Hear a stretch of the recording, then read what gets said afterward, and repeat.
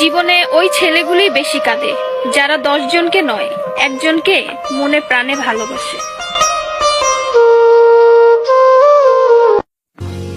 আরে বোন, তোমরা বলো ছেলেরা স্বার্থপর।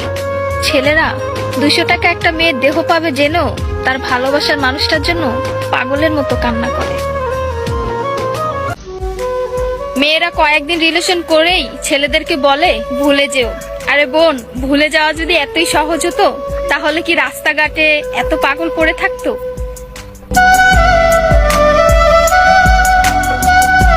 ছেলেরা যদি দেহের প্রেমে পড়তো তাহলে পতিতালয়েই তাদের শ্রেষ্ঠ প্রেমিকা থাকতো।